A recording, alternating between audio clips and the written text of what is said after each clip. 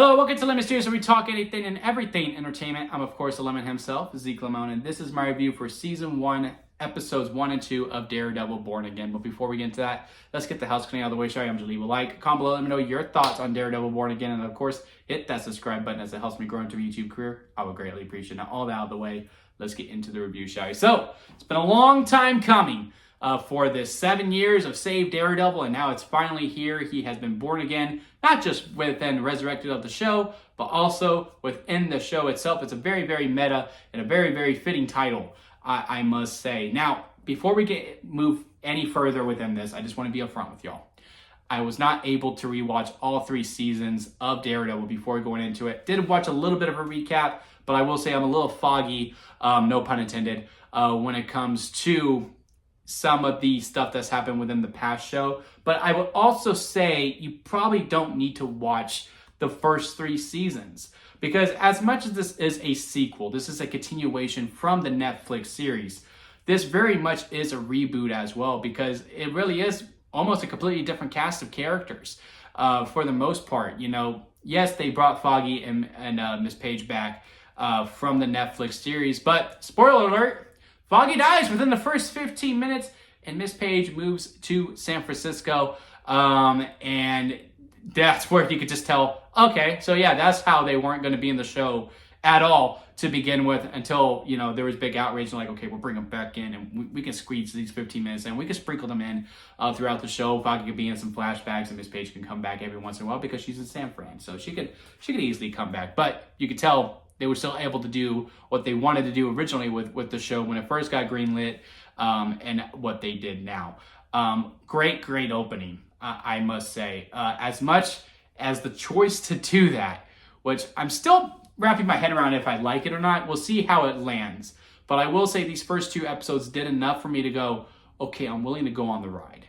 Hell, even episode 1 alone was enough for me to go along for the ride of it. Because even though the opening scene was really good, that choice was just like, I don't know if I can keep going with this, because if I recall correctly within the comics, Foggy's never died. He's never died. Like, he's always been around. So, you know, to kill someone like that, it's a pretty bold ask of your audience to do so. But as it progresses, to see where he's going through, what Matt Murdock's arc is going to happen within both episodes, but by episode 1, I was still bought into it completely.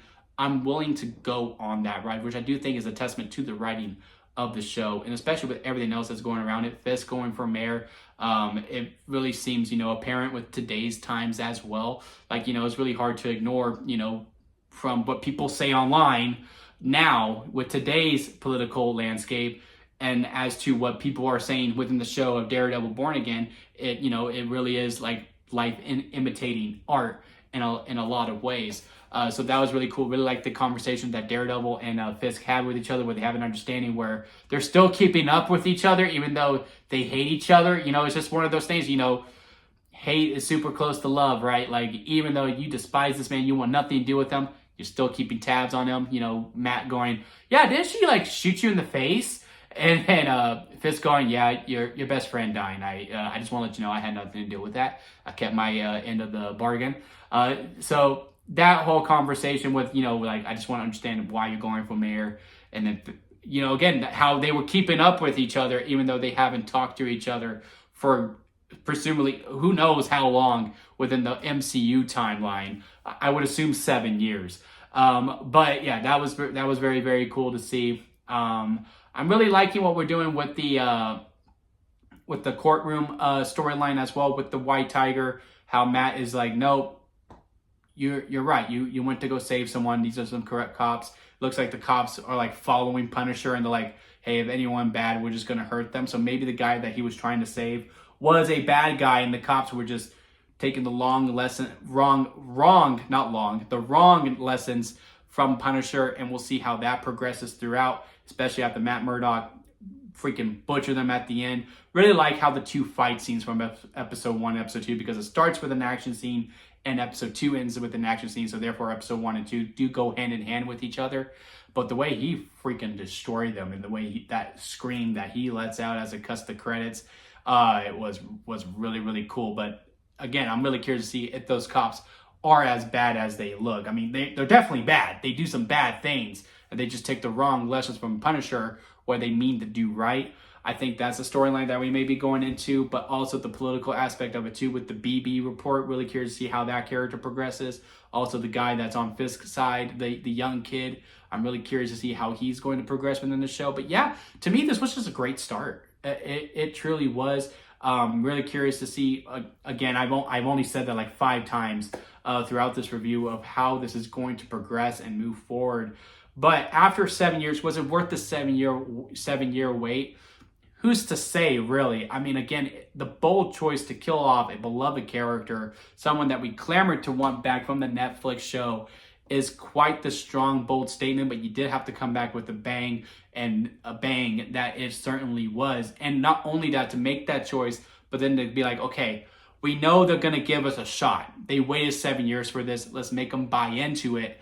And they did. I'm willing to go on this ride with them. The only other thing that I want to say about this show and this one particular is that, again, I was not able to rewatch the first 3 seasons. But boy, does this, you could tell this was from Disney. And I will say it did take me about 30 minutes. I want to say it was maybe until the diner scene. Or maybe when Matt meets the therapist at the coffee diner, when I was like able to finally settle into it, because boy, did it look glossy. It looked really, really glossy. The only thing I could really compare it to is if you ever rewatch the Star Wars movies and you watch episodes 1 through 6, and there's like a certain look to them, right? And then you watch episode 7, you're like, oh, wow, you can really tell Disney made this movie. You can really tell that Disney made this despite it being on Disney Plus. Like if you were to put it on a different streaming service, and then they watch season 1, 2, and 3 of Daredevil, and then they watch this, they could tell like something happened. Something happened with the production within this show. So yeah, I would also bring that up too. That yeah, it may be a little bit of an adjustment when you get into this, because it does feel very, very glossy. But once you lock into it, the show is absolutely fine. It sings really good. Good tempo overall. Never felt the urge to look at my clock once while watching. Never had the urge to check my phone while watching too. So again, worth the 7 years? Who's to say, really? Is anything really worth 7 years to wait? But I am happy to see these characters back. I am more than willing to go on the ride that they are going to tell, despite the bold choices that they chose to make.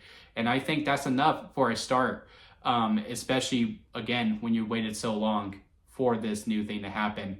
And, you know, for you to still be like somewhat satisfied, for me anyway, to be satisfied, but yet anticipate next week, I say that as a win. But let me know what y'all think about it down in the comment section. Leave a like if you made it this far within the review. I do greatly appreciate it. And again, hit that subscribe button as we go on this ride together. And until next time, guys, I'll see you here at Lemon Studios.